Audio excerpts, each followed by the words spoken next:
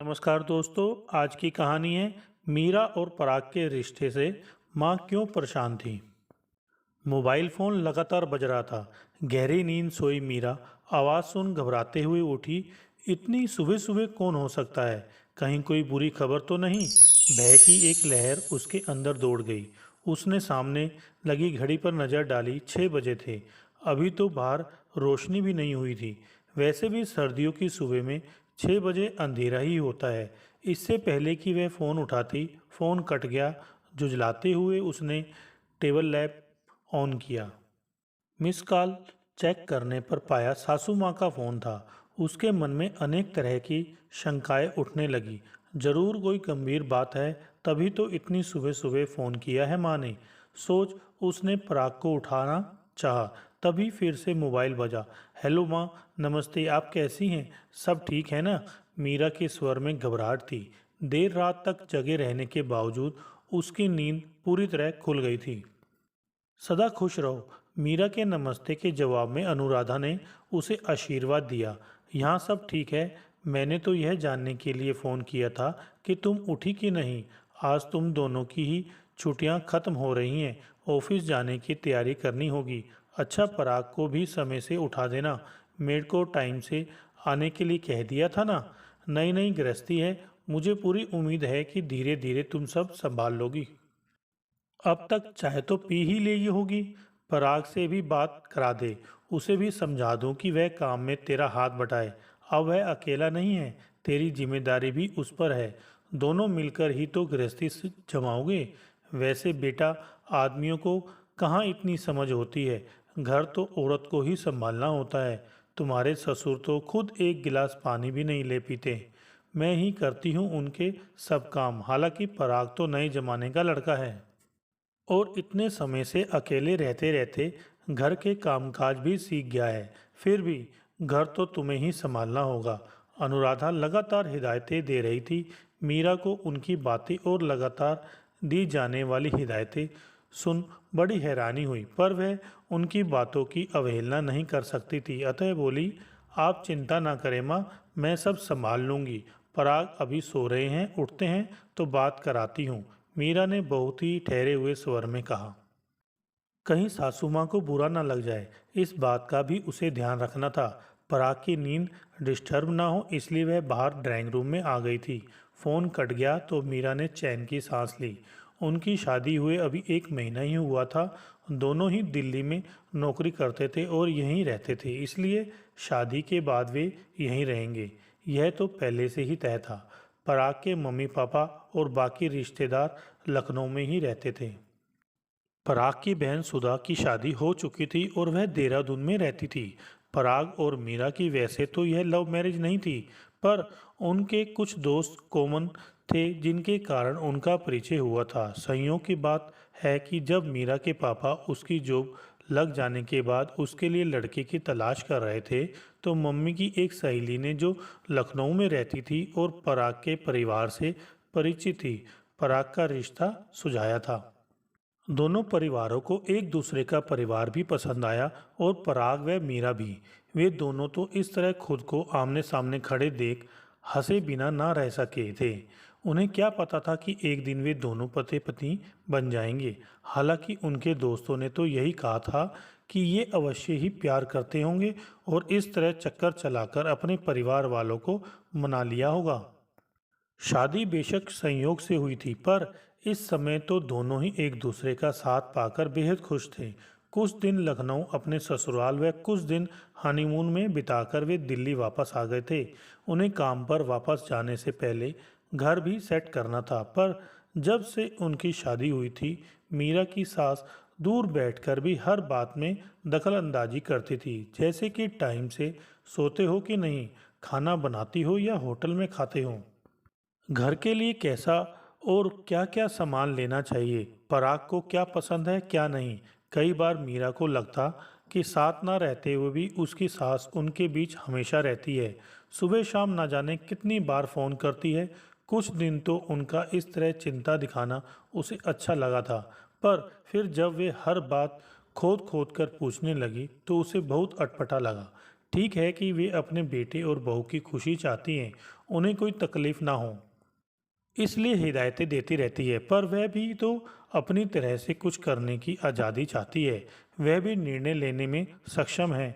उनका बात बात पर टोकना उसे खलने लगा था, लेकिन वह यह सोचकर अपने मन को समझा लेती कि अभी उनकी शादी हुए दिन ही कितने हुए हैं, शुरू शुरू की बात है। फिर सासू माँ खुद ही ज़्यादा टोकना छोड़ देगी। जल्दी कैसे उठ गई? पराग ने सोफे पर बैठते हुए उबासी लेते हुए पूछा। उसे अभी भी नींद आ रही थी। नहीं, माँ का फ़ोन आ गया था, तुम बात कर लेना। और फिर चाय बनाने के लिए किचन में चली गई। इतनी सुबह? माँ को भी चैन नहीं है।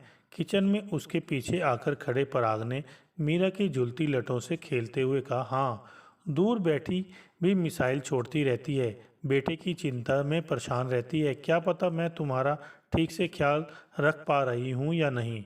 मीरा के स्वर में थोड़ा व्यंग्य का पुट था। मैं अपना ख्याल खुद रख सकता हूँ। माँ यह बात अच्छी तरह जानती है। पिछले 2 सालों से अकेला रह रहा हूँ, सब मैनेज कर ही रहा था।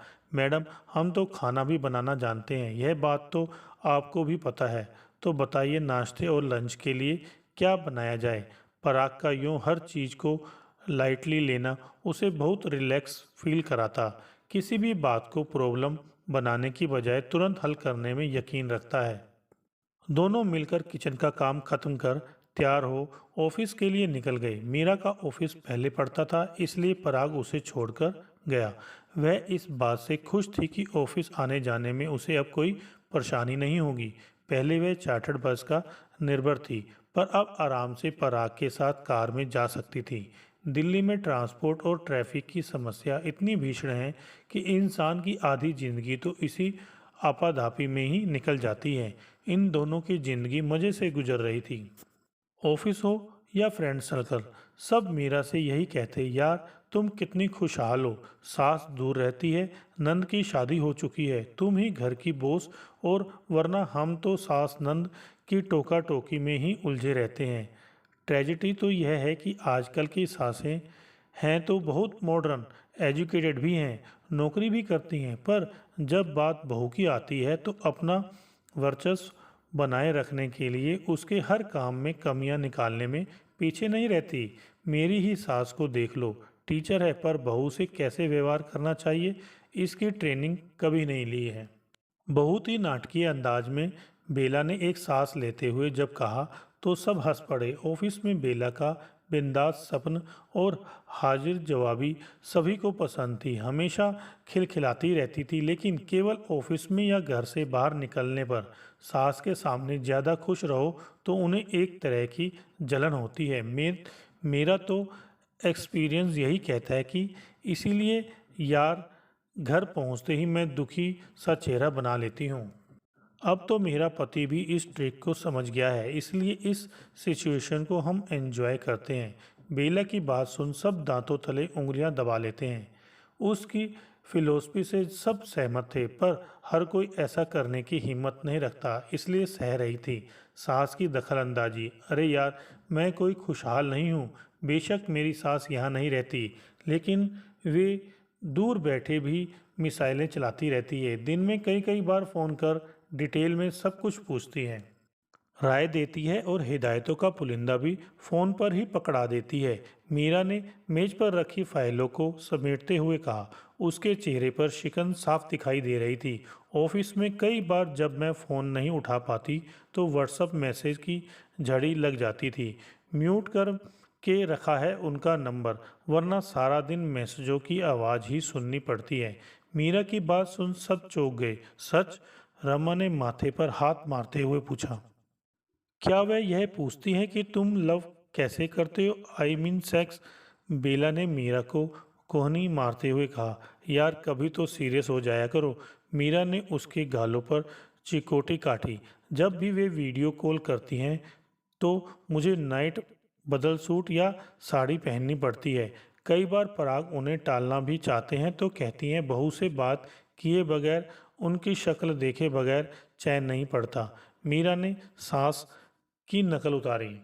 ऑफिस से निकलते हुए मीरा सोच रही थी कि शुक्र है पराग इस बात को समझ रहे हैं कि माँ जरूरत से ज़्यादा हस्तक्षेप करती है।